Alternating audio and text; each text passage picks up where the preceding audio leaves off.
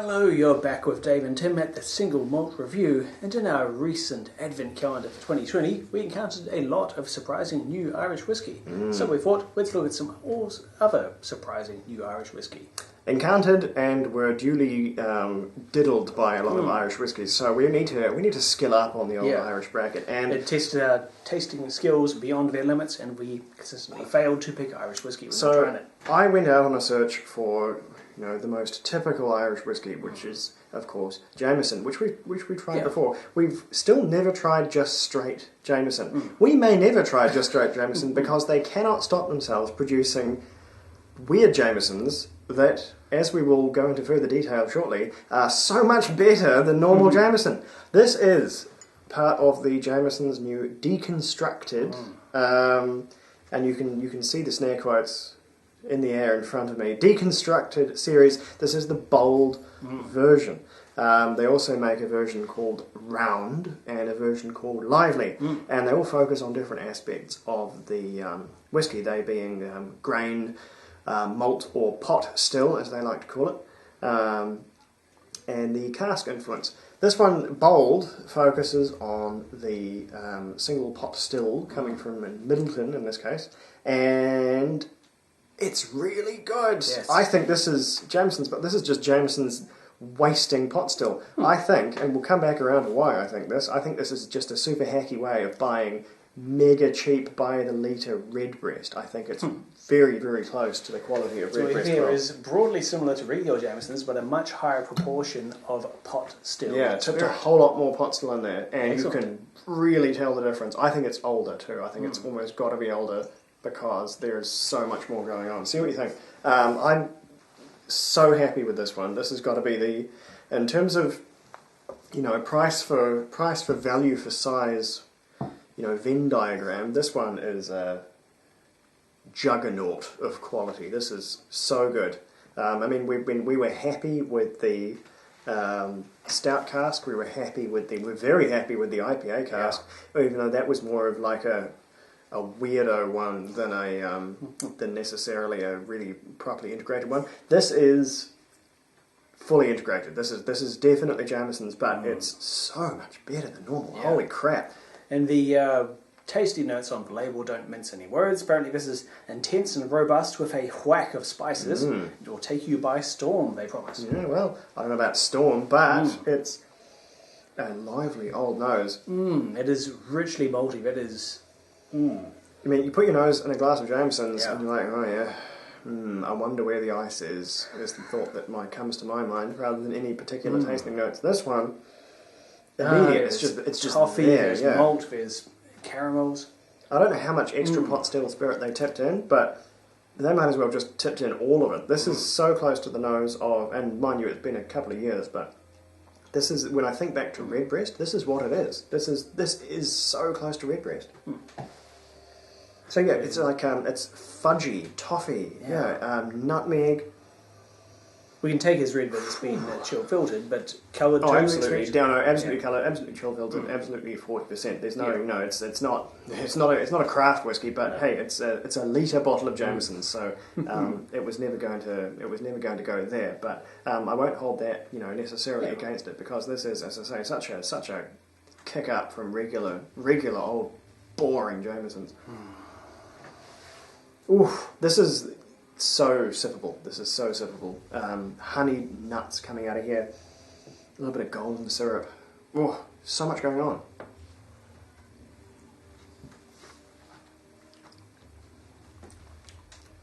Oh, yeah. That is like a liquid flapjack. If you're into baking, I mean, flapjacks in the English sense, the tray bake, which has oats and butter and golden syrup and nothing else. It is like that in a glass, and I love it. It's gloriously sweet, honeyed, just spicy enough. It's not super duper spicy. It's not like bourbon spicy. It's just a bit of that sort of warm nutmeg.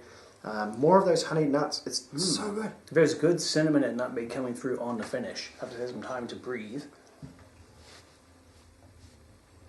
And yeah, again, because we will apparently never try normal Jameson, I don't have a comparison here, but it is just night and day how different this is in terms of almost everything in terms of character, in terms of the flavours that are coming out of here.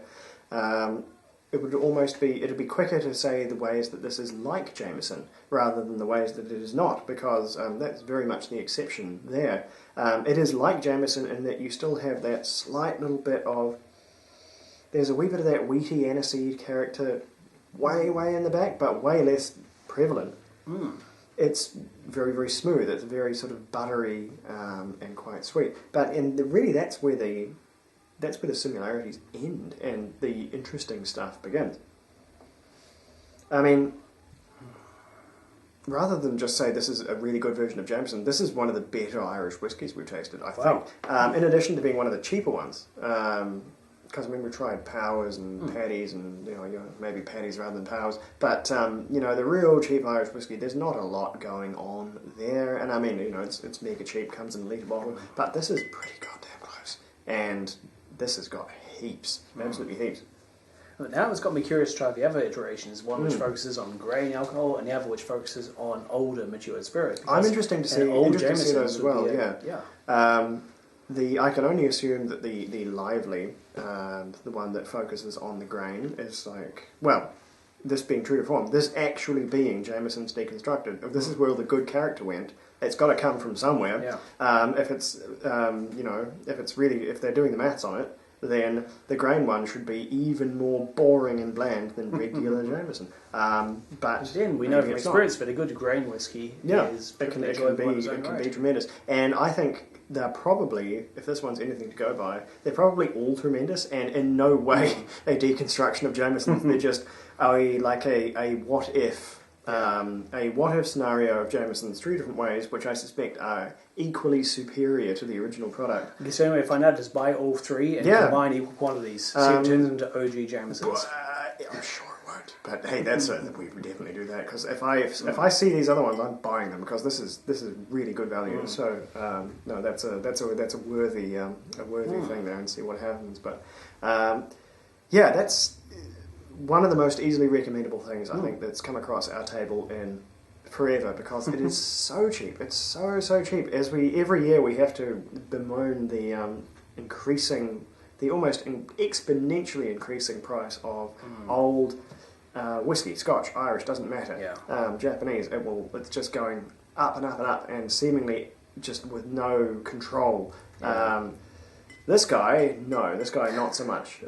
Was I to work it back to American dollars, this is like pick this up for $30. Wow! And if you're in the US, take all the tax that we pay off, 23 maybe. This is some budget stuff, and yet it does so much work. It is really, really quite astounding. If they ever do this again, I don't expect these to be good, because there is no way they're not just wasting valuable, mature pot still spirit on this. For every bottle of this they make, that's 2 bottles of Redbreast, super expensive 12-year-old, disappearing from a shelf somewhere in the future, because that's where this whiskey would be destined to go. Middleton pot still, once matured, that's where it ends up in a bottle of Redbreast 12 and disappears for $90 or whatever they're charging for it, which is a damn sight more than this. I think get in on this while you can, because they're going to figure it out eventually, and they'll put a wrap on it. Someone, I think, had a lot of fun making this, but they're going to find out corporate office is going to be on the phone. Too much of a good thing. Don't let the people have it. Anyway, scores for this one. I want to hear your one first, because I've already had time to think about mine.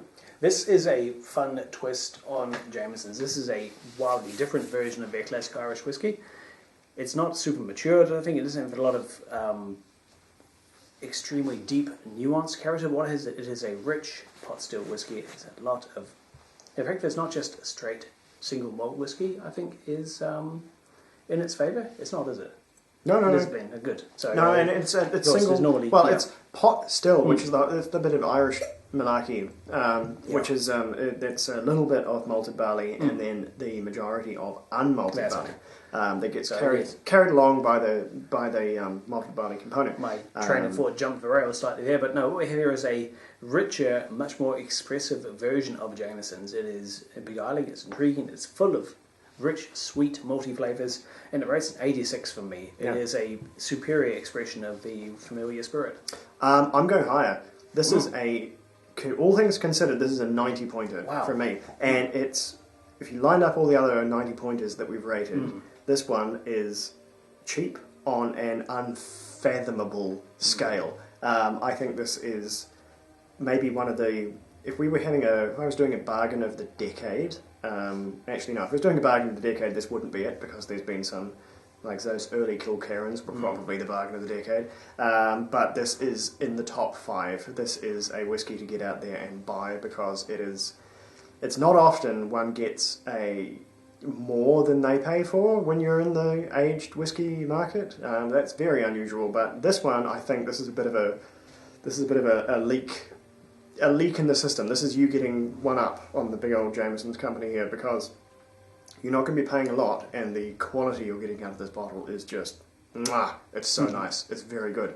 I'm not one to stockpile ones of the same bottle, but this one may be in the running for. I may end up with a wee closet full of these things, just because I am so sure that once word gets out, these are going to vanish, and I don't think they're going to make it again. I don't think they're going to, or if they do, it's going to have a much bigger price tag on it. So anyway, we shall see, we shall see. If anyone else has tried this, is it just me that loves this? Is this the phenomenon I think it is, or am I just crazy? Do I just have a thing for weird Jamesons and not the standard issue? I don't know. But I'd be very surprised if it was. This just seems too good. It's probably the tagline I'd make for this. Too good for the price. I hope Jamesons are not listening, because they'll be jacking it up real quick.